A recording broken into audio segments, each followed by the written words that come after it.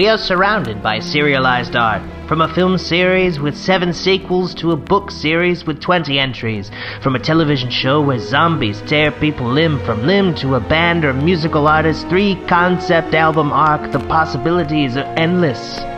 Thus, this is Something Serial. Hi everybody, welcome to the long-awaited episode that we've been meaning to do for 17 weeks, more like 3 years, I guess, or 4 years, I don't know. It's a sequel to another episode that we did years ago. This is the, I'm not excited to record the episode, I'll be honest with you, because, like, I do keep thinking about this movie. However, I've said all the things that I've thought about it, and I've watched so many things about it, just comparing both versions, and I've talked to you about it, and now it's like, what new can I say? We don't care anymore. I know we unintentionally waited too long, and I think that it's I gotta say, it's tough having a show where there's a relevant thing, because things pass so quickly in pop culture these days. Like, all of a sudden, it's a blip on the radar, regardless of what it is for the most part.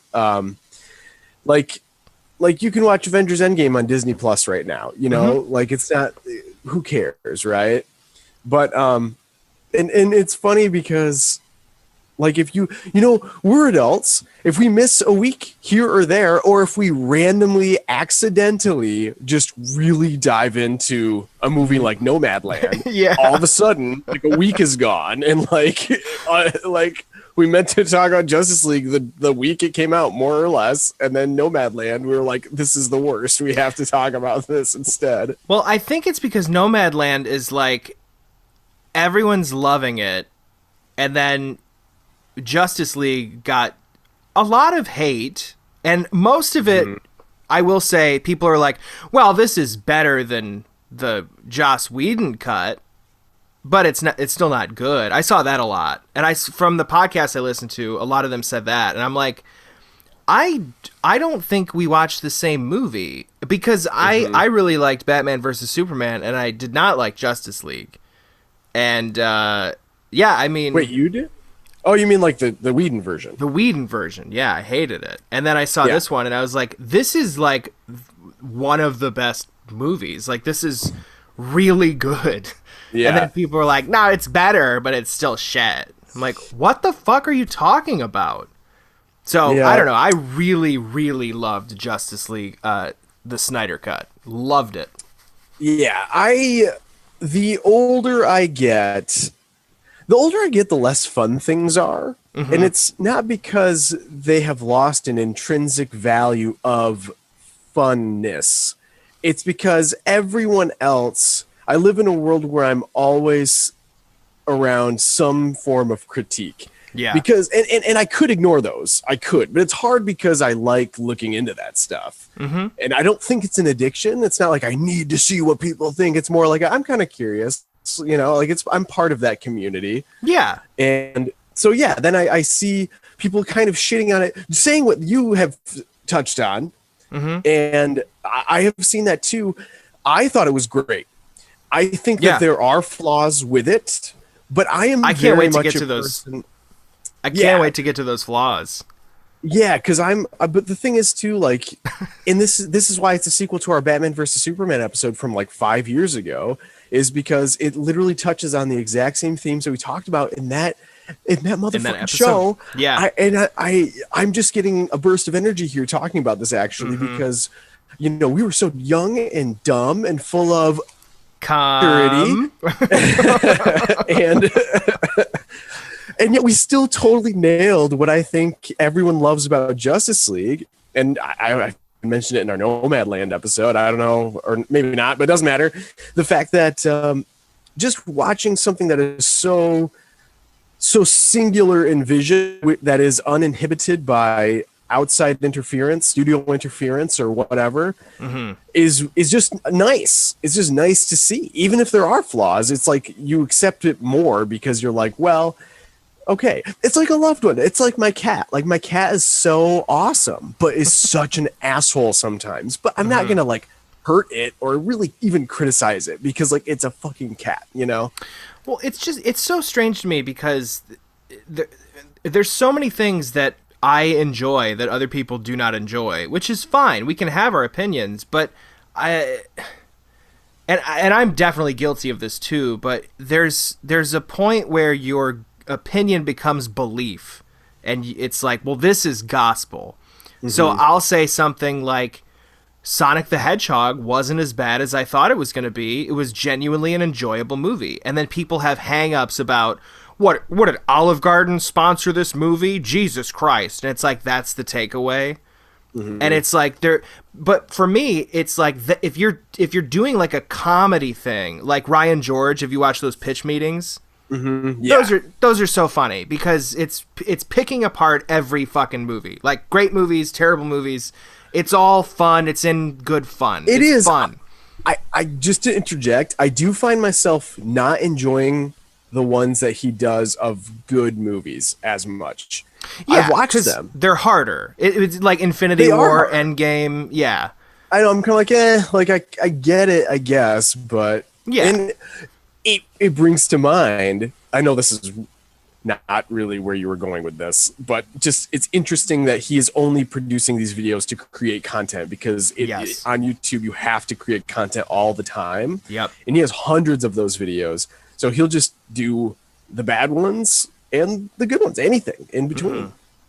Yeah, and as I get older, I kind of regret having feelings about certain things, like movies and caring about them so much, but I still can't stop caring about them, Like, we picked apart Wonder Woman 1984, and originally I was like, I don't think this is as bad as everyone's saying, and then it kept going, and I was like, I kind of see, and then I thought more about it, and then we had our episode, and it completely changed my mind on it, because what I was doing is rewriting it as I was watching.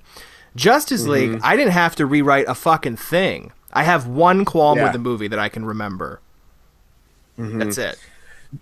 Justice League was a good movie because you're right, you didn't have to rewrite anything, but beyond that, it was presented in such a way, for me, my experience was like, I was just experiencing it. Like, I was just watching it. Yes. I didn't have to think about anything. Like, it wasn't confusing. Like, it just kept going. And I was just like, this is so interesting to see this movie unfold based on how long it took to get to screen, the epic length of it, and like the epic vision that you never see for a movie like this. Yeah. And so to see like such an adult take with its hits and misses and like all the pockmarks or whatever, however that phrase goes, like it was just super enjoyable. Like, awesome. I loved it. It was so awesome. Dude, I loved it. I took little breaks here and there at the chapter marks because there's like, part 1, part 2, however many parts, part 6. And there's then 6, yep, and then the epilogue. 6 parts and then the epilogue. And I treated it as like a miniseries, like a little thing that you can watch in segments. Like, and here's the thing too, everything is binging now. Like, you can binge watch a whole season of a show in a day, and then movies come out, and people still, I don't know, the culture's so weird. I don't know how to put it. Yeah, it's so I have frustrating. noticed that it is frustrating. It's something that's like you can talk endlessly about. It's constantly shifting. It's currently in such a weird phase because of the internet and social media and like instant gratification and instant like pleasure from hitting the tweet and getting your fun, like the sound. I'm assuming there's a sound. I have for a long time. There's a tweet, right? It goes like or whatever Twitter sounds like. I never hear that. I know there used to be email swishes, like whoosh, when you send off an email. Like Pavlovian response. You're foaming at the mouth so that you shit on something and then move on with whatever else is going on. Yeah, so whatever. Social media culture, yes, we're all in a very odd vacuum of a blender right now. So the movie itself, we're going to dive into I feel like, first of all, one of our frequent listeners, Mr. Nestor, had a note for us. Should we bring this up at the end? Should we talk a little bit and then talk about it? We can say it. Well, let's talk about the negatives. I love that word, like, people critique, but like, we're in agreement that this is a great movie. So like all the good parts, like we kind of know, but I'm curious as to what your negatives are. So my negatives are really like, first of all, one of my main negatives that I don't know if too many people have talked about. I guess it doesn't really matter. I'm not trying to look for a new angle or anything, but you should though. One of the rough things was having seen the Joss Whedon version first. Oh, and I know that sounds like, yeah, you had. I know you had. Oh yeah, I had. I was just gonna say this is an interesting take because everyone is saying that like in comparison it's better than that.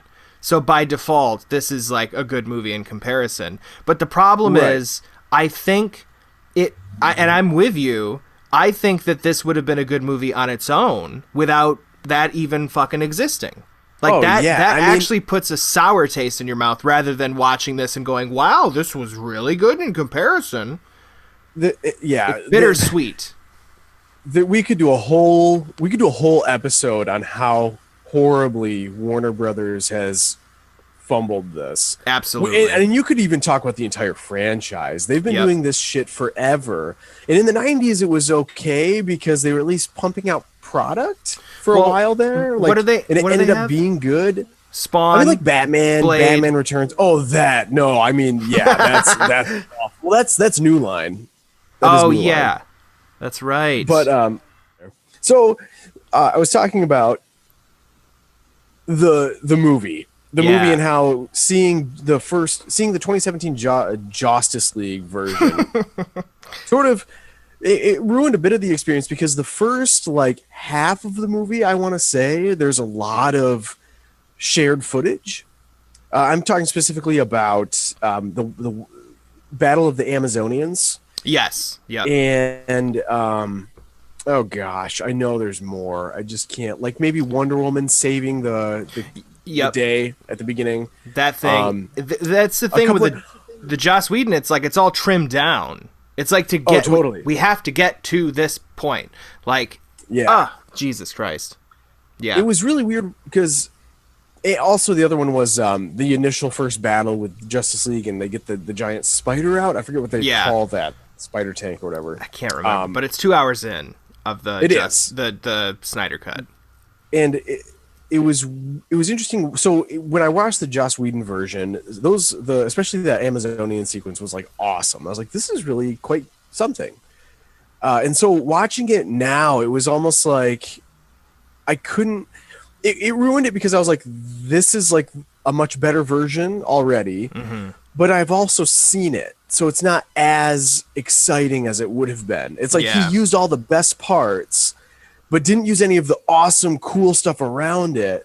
And it was like he made like a sugar thing, and like this was more like a meat thing. And so it was like eating your dessert before having your meal. It was like, man, like I wish this hadn't been spoiled for me. I wish I could have just seen it like this. That's a good way to put it. Did your heart fall when the cylindrical dome thing fell into the sea?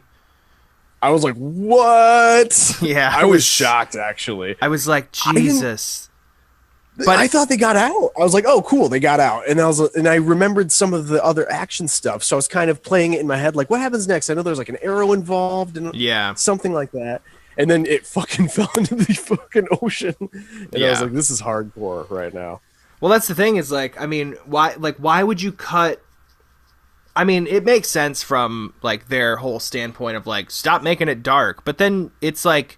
Just because you injected quote unquote comedy in here doesn't make it lighter, you know? Like it's still dumb. It's dark and dumb. Ugh. And there are already jokes in it too. And the jokes work. The jokes work in the Snyder version because those jokes are specific to this thing. It actually was funny. I was so enamored with when there was humor. I was like, wow, that was funny. I didn't even laugh. I was like, wow, that was actually funny. But the Justice version...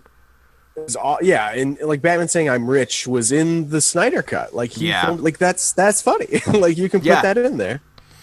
I really do think we could do like an entire episode about, because so much of the of the critiques you might have are impacted by the fact that it is the real edition we were meant to see, and like all of the behind the scenes decisions that went into this, and how, I mean, Warner Brothers is I don't understand what they're really trying to do anymore as a company. They're all over the place, and they don't have a core concept anymore. They've lost, like, I don't want to say their soul, but like they've lost their acumen, their business acumen for being able to like choose projects. Well, for the most part. The weirdest thing to me is they gave Zack Snyder a 3-picture deal, right? Like the whole thing was like, you'll do Man of Steel, Dawn of Justice, and then Justice League. But Justice League was supposed to be 2 movies. It was supposed to be 2 movies at first. Yeah. And then there's obviously the poor reception to Batman versus Superman. So they were I'm surprised at how much of this is like a Snyder cut, because I thought that they had forced him to rewrite a decent amount of it during shooting, because it started shooting like 2 weeks after Batman versus Superman opened, basically. Yeah. Or something like that. Well, so they were going into panic mode trying to figure out what they were going to do with it while they were like setting up sets and getting things together. Well, there was a thing where they ordered rewrites and stuff to be cut out, so they had to redo the script, and then they started shooting, and then it was like his original version was similar to this, but it's not this. You know what I mean? Like, this was what was shot, and then other stuff that he had ideas for. Like, the end scene was supposed to be a Green Lantern. But they ended up turning it to Martian Manhunter. And I don't really mind. I mean, however you want to do it, I don't care. And they weren't going to have the Knightmare sequence, so there's like a couple things he definitely shot just for funsies. Yeah. So it transformed from beyond his original cut, really, to a new... totally new version. It transforms from the original, like it's like what he shot, but then also more of the original, because I'm pretty sure that Knightmare sequence was what was supposed to be in the original script that they had to rewrite, and then they started shooting, and then he had to leave, and then Joss Whedon came in, reshot a bunch of shit. Like, the whole idea of having him come on was like cutting stuff out to make it shorter, and by doing that, you're having, like, you know, you're losing so much. Yeah, you're having Wonder Woman and Batman talk in the park to actually, like, and throw a bunch of comedy lines that aren't actually funny. You have him just immediately there with Aquaman, shoot a couple random lines, and it's like, Jesus Christ. Yeah, it was. So, but speaking of like the flaw, like a couple things I loved. We'll just get those out of the way real quick. I loved the framing. I thought the presentation was amazing. I thought it worked. It looked great on my TV. It worked. I thought it worked really well. Especially when you blow up or like look at the frame side by side, you're really not missing like anything. I was going to say that just now, but you already said it. But yeah, if you look at both of them side to side, maybe I'll put a clip in here, but you can see one shot is the Joss Whedon cut and then one shot is the Zack Snyder cut. And if you look at the sides, you're literally missing absolutely nothing. The sides end at the exact same place. It's just blown up to cut off the top and the bottom. And it almost, like the Joss Whedon one, almost looks like zoomed in. Like it has that effect where it looks dumb. It's like, why are we so... Yeah, it is. It's amateur. So amateur. I mean, that whole movie is, if you look at it now, looking at like the horrible... like hair or beard or makeup that they did with anybody. So I'm thinking specifically of Batman here, but like anybody. The lighting is atrocious. And like everything's so flat looking. There's just it's not cinematic. There's nothing, it's not luscious. It's not voluminous. Yeah, it's what are you guys recording a podcast? Come on. What are you doing? I know. It is though. I mean, it really feels like they were like, oh, let's like, we're at the park now. Like, here's a digital camera. Like, we can just saturate the shit out of it, and it'll be fine. Yeah, and, it's like The Room. They literally, I mean, they roomed it. 2 different kinds of cameras. Like, it really does feel like that because, like just the way it's like, that's good. Moving on, and then Ben Affleck's like, "Are you sure? Like, I don't know if that worked." I think the most egregious scene for me from the Joss Whedon version is the opening scene with Batman at the, like, with the parademon on the roof, and then it explodes, and then there's 3 mother boxes, like, outlines or whatever. It's like, whose idea was this? This is so dumb. And then you watch this whole Snyder cut, and you're like, oh, that scene is completely unnecessary if you just use what this was, you know? Yeah, I do think. I mean, they easily could have. So they could have cut, I would say, a solid. I think they could have gotten this down to about 3 hours and 20. Yeah, somewhere around there. Yeah, and it would have been totally like good to go. Yep, I agree with that. I think at that point, but my thought process with a lot of things is like almost always doubling down. Like, you have to know when to quit, but you also have to know when to stick to your guns and say, all right, we're going to keep going. Because Batman vs. Superman, it was poorly received as like 25% tomato meter or whatever. But you're in the middle of production, you know, like you have to like do it at that point. You cannot, you can't just throw out something else.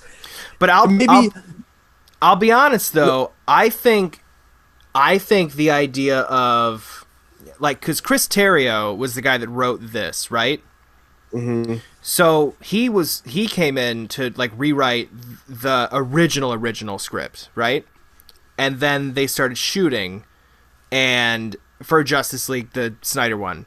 But what he had, like, the script that was used to shoot all that stuff was like rewritten after Batman vs. Superman. And that's what we have seen mostly.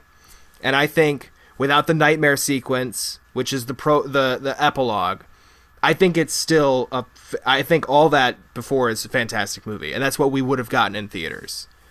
I genuinely do believe that him coming on to rewrite was probably for the best. Because that's what we got now, and I think this movie is a fucking masterpiece. I really do.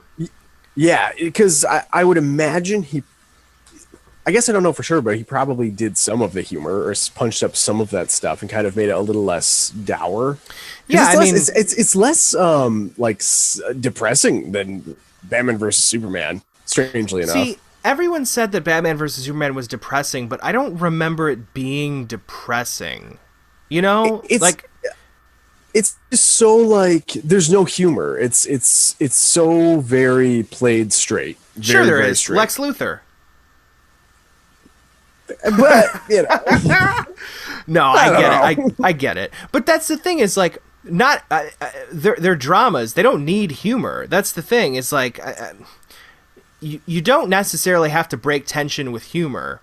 You can break tension with the next scene. You know, like not every horror movie has humor. The Evil Dead is pretty terrifying the whole time. The Evil Dead 2, Dead by Dawn, pretty fucking funny. But they're I would say they're different kinds of movies. One's a horror and one is a horror comedy. I don't necessarily think that even adding humor can make it better, you know? I think it's... I agree. I mean, whatever he did... Yeah. Whatever he did, it was great. I love this version. I'm curious to see what the original version was, though. You know? Yeah. We'll never see... It's so funny that we'll never see that one. But we do have this, and it's awesome. So, whatever. I'm happy. I mean, I remember when... Like, I remember Batman versus Superman came out, and I was trying to imagine, like, I do this with movies. It's unintentional. It's not like I'm, like, sitting down and meditating on this, but, like, I'll be on IMDb, which I'm not on at all anymore, interestingly enough.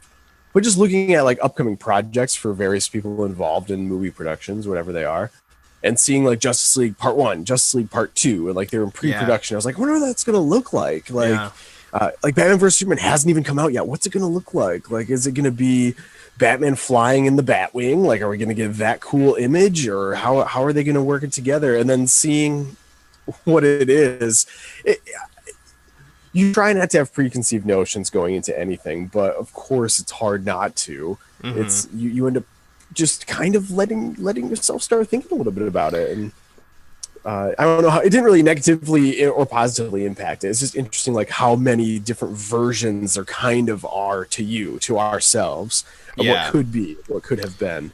I mean, anything that you've made, I mean, you know, anything you've written or whatever, there's different drafts to everything. And this was a draft that, to me, is like a completed, revised version. And then what we got was with, Justice League is when the dumb kid in class revises your paper. And you're like, you don't know how to use an Oxford comma, do you? Mm-hmm. So I mean, I do think it would have been, it's a great movie. It would have been much better if Warner Brothers had just let it go and maybe tried to certainly cut some stuff out. You probably could have completely cut out parts, the epilogue entirely. Yes, I would say that. But the thing is, they were supposed to do another one after this, which was going to be maybe Injustice. It was going to be Injustice, where I think this is what I heard. I don't know if it's true or how true it is. I don't know if it's Zack Snyder trolling, but it was basically Bruce Wayne sleeps with Lois Lane, and she dies, and then that's what turns Superman evil. And it's like, is that true? It's that, but he also meets up with Darkseid and gets like the anti-life upon him. So it's like normally he'd be able to resist that type of stuff, but like this type of grief, it has like latched onto that. But why does Bruce Wayne sleep with Lois Lane? I don't understand that. So that was when Clark had died. I believe it was in the interim that happened. I think that's what it was. And I think there's a hint at that in Justice League, because there's a pregnancy test in Lois's bedside drawer. But I just assumed it would be Clark's baby, because he wasn't dead for longer than 9 months. Right. So she wouldn't have had it yet. I mean, I don't know how the time works. That's just the theory. And honestly, even if they wanted to go that route, they could still do it. Like, you can easily fuck around with that shit and make it. See, to me, that's dark. That's something that I would like. What? But you have to why? I don't understand why that Bruce Wayne that we just saw in Justice League, like, you'd have to rewrite it based on what we had just seen, because I don't think that would be something that character would have done. And I don't think Lois would have fucked him back, right? Yeah, I mean, I don't know. Back. I guess, like, she's like slapping him. I'm gonna fuck you back. So to the Stone Age. All right. I say, like, this is another one of those things where I read about that too, and there were these online communities that are like, that's stupid, like, that would never happen, and I'm like, I don't care. Like, I honestly at this point, I'm not like trusting Snyder, like, I'm not like a worshiper, but I appreciate what he's doing. Same. And I like seeing an adult take, a swing and a miss even on this type of content. So if he wanted to do that, I'd probably be like, whatever. Like, I don't care. Batman killed people in Batman versus Superman. I don't care. People find all sorts of things it's not an exact. People always bring up the comics, like, well, that didn't happen in the comics, and I don't care. Dude, it doesn't matter. I'm with you. None of that matters. I am such a big fan of the graphic novel version. Like, everyone jerks off over Frank Miller, and then, like, when they make something that's true to that form, people are like, I don't like it. And you're like, but you like the thing that, this is based on, but it's, like, not 1939. What the fuck? Same.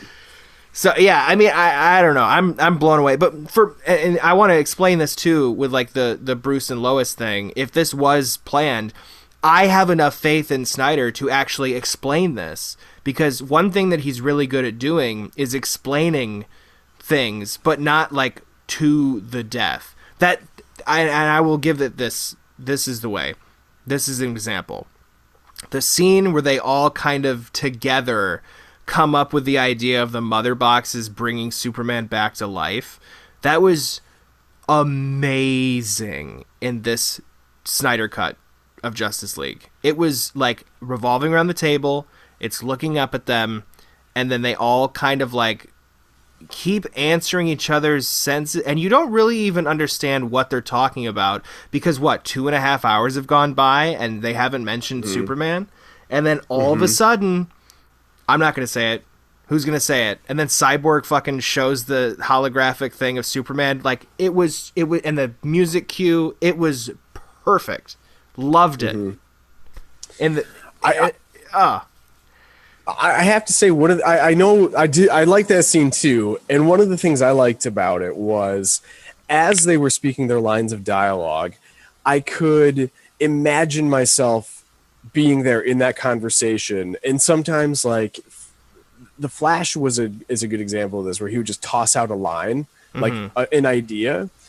And they would kind of build off of that. And I was like, this is how conversations work. Like, this is awesome. Yes. I totally get, like, when you're in a situation like this, you just kind of have to say something sometimes to see what's going to happen. Because that's how communication works, because that's how ideas are built, and you kind of, it's brainstorming. Yes. And it's the most authentic form of this is his best movie. I mean, this is it right here. It's everything came together so perfectly. I was watching this movie. I was watching this movie going, I think every movie should be 4 hours. I'm loving every second of this. I will say, I do miss, I mean, yeah, I kind of know what you mean. I like movies like this. I mean, it's a 4 hour, like, Batman movie. And it's like, it's awesome. It has some great character moments. It has awesome action sequences. It's very adult, but like still full of like that comic bookiness that is fun. Yeah. And I think I'll finish the Lois thing and then back to you. But yeah. What am I, the fucking Monopoly banker now? Yeah, and then back to you. It's all good. But based on that scene, I think that the team of Terrio and Snyder, I really think that they could explore that Bruce and Lois thing and make it make sense. That's the thing, is like, I think they're a really good team. I genuinely think that those two guys together made this really great movie. After seeing Cyborg inside of his own mind and watching a bull and a bear fight, and then all of that entire scene, they completely described his entire backstory in 6 minutes, and also made it the most amazing, like, operatic, crazy, philosophical thing. And it was done rather simply in a weird way. Like, it was like they're conveying so much and they're not trying to shove it in my face, and it's just working. Everything's clicking with this. Then I think they could figure something out with with Batman and Lois. I mean, I wish it would happen. I think it would be a great idea for HBO to bankroll it. I don't know if it's, I have my doubts that it will happen. I'm happy that we at least got the trilogy of, like, Man of Steel, Batman vs Superman, Justice League. It's a solid trilogy. It would be awesome. Like, I like that Knightmare stuff. I was actually, this is one of the things that was interesting to me, to kind of talking about how sometimes you're in your own head making up what you think it's going to look like. And when I first saw in, like, 2015, they were going to be doing Justice League 1 and 2 back to back, I'm like, what's this going to look like? And I had no idea it would be like a Mad Max Wasteland type scenario. And I thought, like, I was like, hearing about it, I was like, that's kind of weird. But at the same time, it hasn't been done before. No, that's what I was thinking. It would be an epic type of scene. And to see, like, Batman in the, like, just, like, that's such a great idea. It's so out there. It's like almost. It's like, what can we do with these characters? Let's do this crazy shit. Like, all right, cool. It's so intriguing. I'm hooked. Like, show me this movie. A heist movie in, like, a post-apocalypse with Batman and the Joker hiding from Superman. Like, how could you not be into that? It doesn't even sound action-packed to me. It sounds much more like a Dirty Dozen type movie. And, dude, I love Dirty Dozen. I love The Great Escape. I fucking like that kind of stuff. Love that. That's what this conjures up in my mind after seeing all of this stuff. And it's like, dude, just do it. You have the sets from Army of the Dead in the backyard still, right? Like, let's do this. And that's the thing, too, is like, I mean, even if they don't expand it, based on the Knightmare sequence that we saw in Justice League, Zack Snyder cut, and then also the Knightmare sequence that was in Batman vs. Superman, Batman gets captured 2 different ways, right? So he wasn't technically captured, I don't think, though, in this one. Nightmare. Was it? I haven't seen it twice. I would actually like to see it again, but I have not seen it. I considered watching it again, but my pinched nerve was like, you can't sit for 4 hours. Yeah. Yeah, I feel like, well, Superman was right behind them. That's how his dream ends. And he turns around and there's Superman. So, I don't know.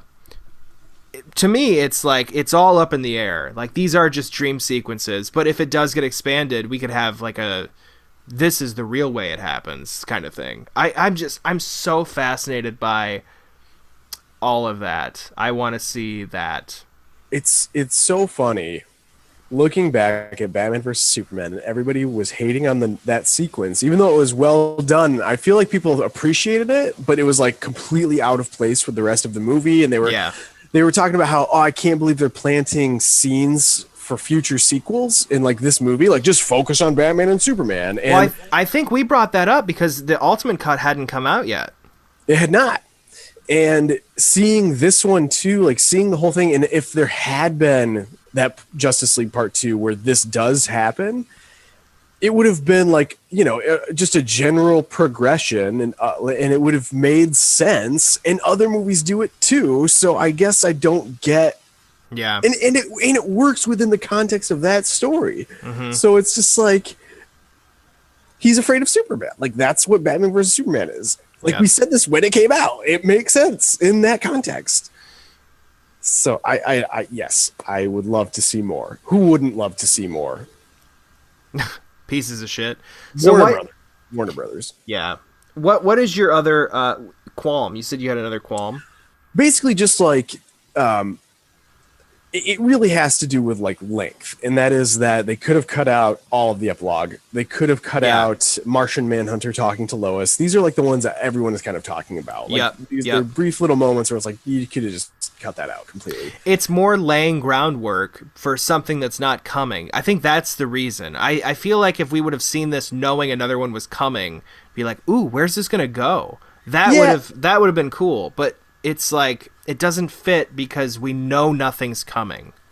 I guess, that's true. But I think part of it too is just that, like, it's easy to forgive because it's nice to see a movie where, like, you don't see, this is a singular movie. You don't see movies like this where you just have whatever. Like, he literally didn't cut anything out. He could have, but he was like, I have the opportunity to literally put whatever I want in here. And it's not a movie necessarily. It's more of an experience. Yep.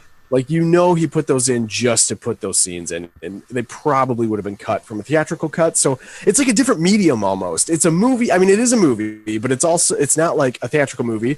It is direct to streaming, but it also has a solid fan base in an existing edition already. And so there's so many different things going on to create this variation that it's like, why not just throw everything in it? And it makes it more enjoyable on one hand, and on the other hand, it makes you wonder, like, could this have been released theatrically? And if so, could they have cut out all of this stuff and made it a little bit tighter and been able to show that? I mean, I love the idea that this is the director's cut and that there would be a theatrical cut that is like, 3 hours, 20 minutes. So it's 40 minutes cut out of this. And it would be the Knightmare sequence. It would be would you cut the whole conversation, or would you just cut Martian Manhunter? Just Martian Manhunter. I like the conversation. I loved the conversation. Thought it was fucking great. And it's just weird because, like, they meet up again later in the movie, and at no point is Lois like, wow, it's so nice that you came out to visit me over in Metropolis. She's like, what are you talking about? I wasn't there for my farm. I forgive the movie, though. I mean, it's a good movie. You don't see stuff like this, and There are so many good parts to it. The final action scene where like Batman is driving around, Dude, just it's chain gunning parademons, and it's everyone has a mind-blowing. role to play. The whole scene with the Flash is amazing, and then him and the camera transition into Cyborg after they make the electrical charge is literally unparalleled. I'm gonna throw it out there, because in like Avengers movies you'll see everyone doing their own thing, but in this movie it goes from him doing his thing and then it leads directly into the next person doing their thing, and they directly correlate with one another to create this moment. It was very cool. Yeah, that's called teamwork, Kevin, and I feel like that should be highlighted more, because the first one did not feel like that at all. Like, Superman literally leaves to go help that Russian family. Because otherwise he would have just easily dispatched the villain, and it was like, it would have been over.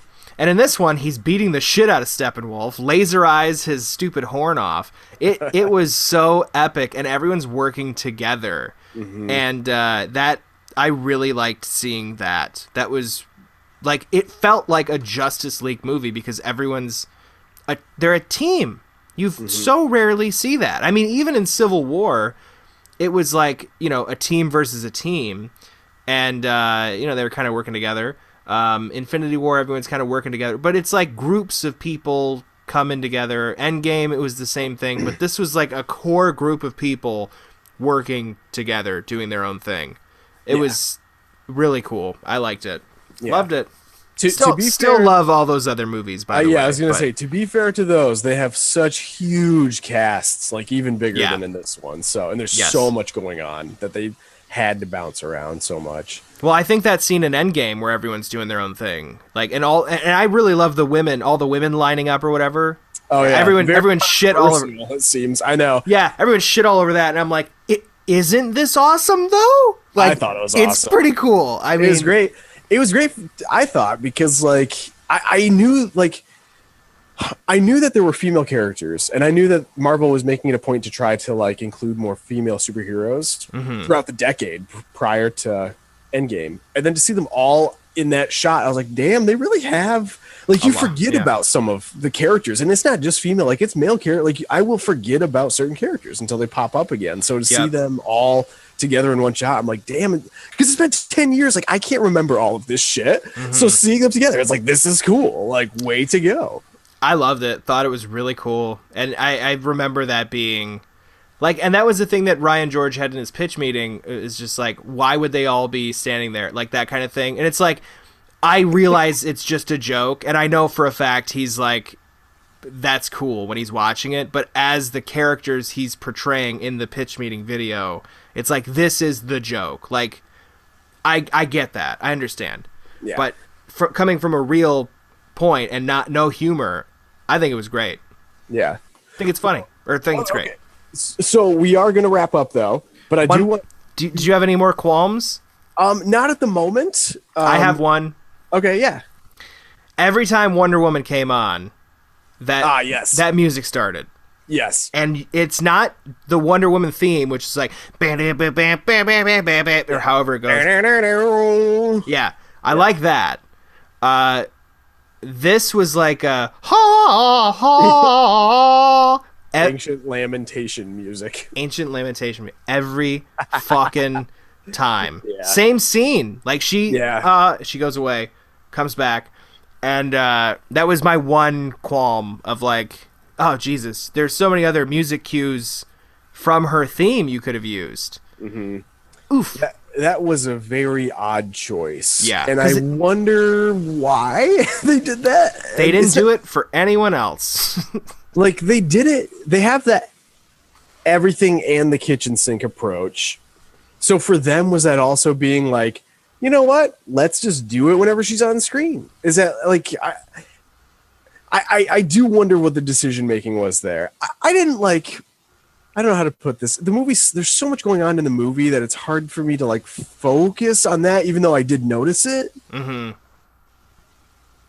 It is baffling. Yeah, it is baffling. I only noticed it because I was watching it while Jackie was in the room, and she's like, "Wow, they play that every time she's on screen," and I'm like, yeah, it's kind of, and then she went away, and then she came back again, ha ha, and I turned to Jackie and I was like, "This is overkill for sure." Yeah. Oh yeah, because it happened like 4 times in a row. It really did. It was, and that's not an exaggeration. I mean, it was very egregious. Too much. But that's my only qualm. That's it. Mm-hmm. Yep. So, I mean, it was good. It was great. I hope they make more. And, I see like Godzilla vs. Kong came out, and it's like, I'm going to watch it because like I have to. Yeah. But I'm also not excited. Like, I was excited for Justice League. Like, I'm excited for these big event ideas and like these swings and misses, and you never know what you're going to get, but at least you're looking at something different. Before we wrap up, I do want to address what Nestor said. Yes, so please. Question. Do you remember? No, hold on. Let me pull it up. Yeah, look it up. I got dinner to eat. I do too. You're eating late over there. It's like 8:15 almost. Yeah, I know. Did he text me? Yes, he did. All right. So good old listener and YouTube watcher. He said a lot of things. He called me a cunt. I'm kidding. Sure, for sure. He said when you and Kev finally get around to make this was March 21st, by the way. When you and Kev finally get around to making a pod about the Snyder Cut, can you please try to explain why people hated BVS so much? It's got a 6.4 on IMDb, while Justice League has a 6.2. To me, there's no excuse as to why BVS would barely be better than what Whedon put out. He is 100% correct. He is right. He is absolutely right. And I do think... Oh, sorry, go ahead. I was just going to say, I believe that we were ahead of our time in saying that BVS is fantastic. So. That's what I was going to say, is I feel very validated because we really loved that movie. I saw it 3 times in the theater. And I'm not someone to do that. I just loved it. It was just so different from anything I had seen. And that, I think that is a true statement for the most part. Well, you don't see these, because it was like a comic book movie. Like for example, Batman would not survive those fights, right? Like he's zooming around and fucking shit up and whatever with his grappling hook. But it was presented in such a way where it felt like you were just watching people on the street. And it was awesome. And it was awesome. It's a great movie. I stand by that. I think it's interesting to see that it is rated higher on IMDb. That's what the text said, right? Point two higher. So BVS has a 6.4. Justice League has a 6.2. And that's insane to me. It's interesting too because on the tomato meter, BVS is behind, but Justice League is ahead. So they're kind of flip-flopped. They're insane. Both completely wrong. I think that BVS deserves more on both counts. It is really weird when it came out. I think people really wanted to hate that movie. I think that they wanted to. I don't think Man of Steel did not get great reviews.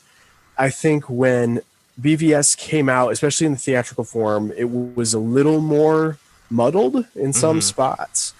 And people were like, what is this? What am I watching? And they wanted to be able to hate something. And it was so easy to hate that movie. I don't know why. I think it's kind of like when Britney Spears had her meltdown and shaved her head and everyone was like laughing about it and calling her names. Like they just needed a sacrificial lamb to give their negative energy towards.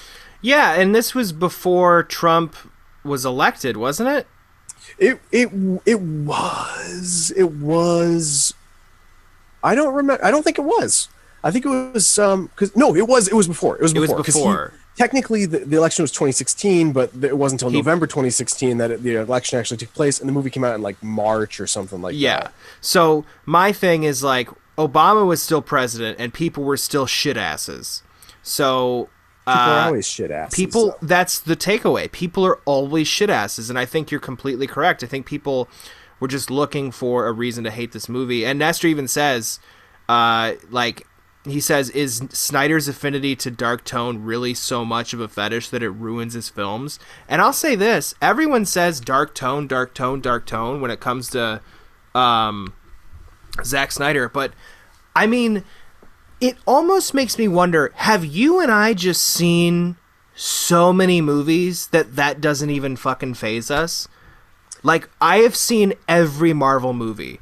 I've also seen every DC movie. I fucking hate Aquaman. I think Aquaman is a shit. And people love Aquaman. Movie. People love Aquaman. I loved Shazam. I thought Shazam was fucking terrific. People love Shazam, though. People do love Shazam. What I'm saying is I love BVS, and I love the new Justice League. And I also love Endgame, Infinity War, two of the darkest fucking Marvel movies also. Totally. And Absolutely. people love those. I don't understand why. And I love a director that has a stamp too. And I think that he's telling good stories with it. I don't know. Call me crazy. I think part of it is his visual, like his sense of visual, like not just the palette, like the color, but also like slow-mo or his framing or how everything is kind of shot in such a way where it's like bam, bam. Like it's very much the way it's framed is like storyboarded like a comic. It's very exact angles and editing, unlike a lot of shaky cam that you might see in Marvel. But go ahead. Well, I feel like it just adds like a music video feel to it, and I think people find that too stylized, and I think that maybe that mixed with the darkness that people are groaning at it. But that's the thing. People, the general, and I'm generalizing, but mostly what I've heard is like people are like, he's a good director. He has a good eye. His visionary sense is good. But like what the stories that he's telling are so dark and gross and just sad and down. And I'm like, have you seen Schindler's List? I mean, do you not want slow-mo with depressing? Is that the fucking problem? I mean, I don't know. I don't get that whole thing of like, I don't know. I look at them as graphic novels, and fucking V for Vendetta, Watchmen, these are depressing graphic novels about the state of the world that we're living in. If you're not pissed off, something's wrong with you. This is a reflection of that. And if you don't want that from superhero movies, that's fine. But I think it's about the story that's being told. And I think that the allegories and metaphors that are in BVS are very reflective of what's happening and I think it was before its time, because I think it's really reflective of now as well. You know? I think Justice League, people finally have an outlet for that different kind of comic book movie that they've been craving. And they finally, it's like they only realize what they have once it's gone. And they're like, oh shit, this is actually pretty good. And it's not perfect, but it's really good. At times it's amazing. And that's better than nothing. It's better than Justice League. It's better than Aquaman. I didn't love Aquaman. Aquaman was so interesting to me that everyone loved it because it was like, this is just a normal comic book movie. Like nothing is going on in this. I'm impressed that they were able to not make him campy. Like I didn't really find it too campy. Oh, really? That was what I hated about it. See, I thought there was camp involved, but I thought that for the most part, Aquaman is so hard to do in any sort of serious way. I guess. So in that regard, like they played up some parts of camp to be funny, to kind of comment, almost like to take away from like, it's actually not too campy, is it? Like it kind of is, but it's not really at the same time. I mean, isn't there a joke in there where he like smells like fish or something? Like he smells gross. Like Amber Heard makes some joke about how stinky he is. And I'm like, bitch, you live in the sea too. Yeah, what? I don't know. I haven't seen it literally since it came out in 2017, 2018. I think it was 2018. So I don't remember. Yeah. But Shazam was great. Shazam was good. I liked Shazam, but I didn't love it. That was another one where the director was great. Yep. Just had a perfect sense of flow and in editing and like in how a movie looks, like how a movie needs to go. There was a real artistic integrity to that movie. This is what I really liked about Shazam. Shazam opens with the villain's backstory. I thought that was incredibly fascinating. And I'm really into mystical stuff if it's done well. Yeah. Like, I mean, there aren't too many movies where it's done well, honestly. Doctor Strange. Yeah, but I don't think that even did it the way this does it. This almost felt like a weird, like, Mortal Kombat, Lord of the Rings crossover type thing. True. Where it was just like ancient worlds. I mean, yeah, Doctor Strange does have that, so, but not quite the same to me. But I don't know. I'll watch whatever. I'll watch a lot of things they'll come out with.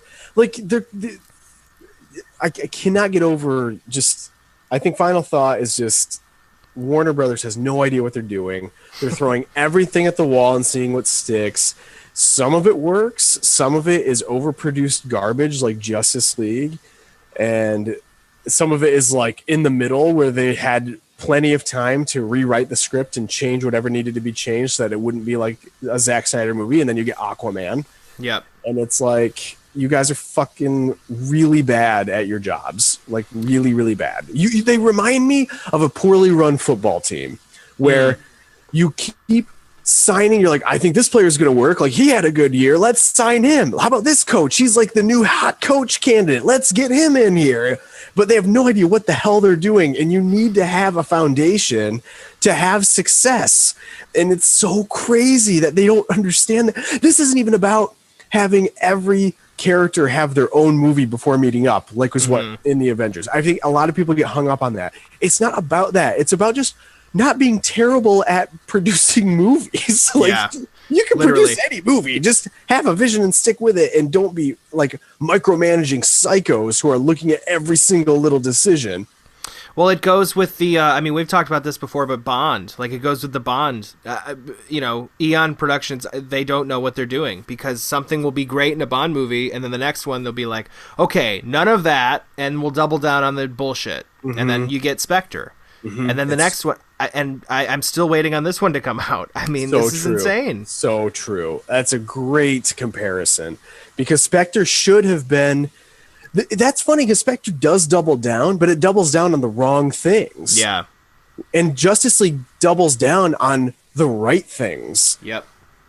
So it's interesting to talk about that, actually, because you do wonder what those conversations are like, and how, like, there's got to be spreadsheets with like loads of data on what they want to include, or how the flow of a structure and flow of a story and plot would look, and what kind of scenes they want to include, what kind of action scenes, what kind of dialogue and like characters they want. And it's so, and they fuck it up so much. It's not hard. It's so not hard. I mean, it's almost like the people in charge of the people making the thing, because the studio's not making the thing. They're just giving the money to make the thing. It's almost like they have no imagination. So anytime someone with an imagination comes in and is like, hey, how about this? They're like, I don't know. That's not what I was thinking. Motherfucker, no one cares about what you were thinking. All you need is just okay it, and we'll do it. That's it. Yeah. By the way, your mic is a little weird. I'm just saying that for the other people listening. Oh, sorry. I don't know if it's that. I think it's just like a different input or something. Oh, but I don't know. I've been having trouble with it all day, so whatever. That's actually a good place to end. I'm gonna perfect. Yep, I always love talking about this stuff. I'm sure there's boatloads we can talk about this. We pretty much do that all the time anyways. Me too. I'll hashtag Friday the 13th and then see what the fuck happens. I used to do hashtags just for fun. I didn't actually try to get anything trending. I would just be like, hashtag I'm at a Pizza Hut. Like, it'd be unnecessarily long. Like a Fallout Boy song. Exactly. Yep. Thanks, all right, brother. Okay. Bye. Thanks for the memories. Okay, bye. Have a good night, and thanks You for too. listening, everybody. Go subscribe to HBO Max. Or don't. Subscribe to us, you pieces of shit. Just Whatever. kidding. I love you all. Okay. Bye. Bye.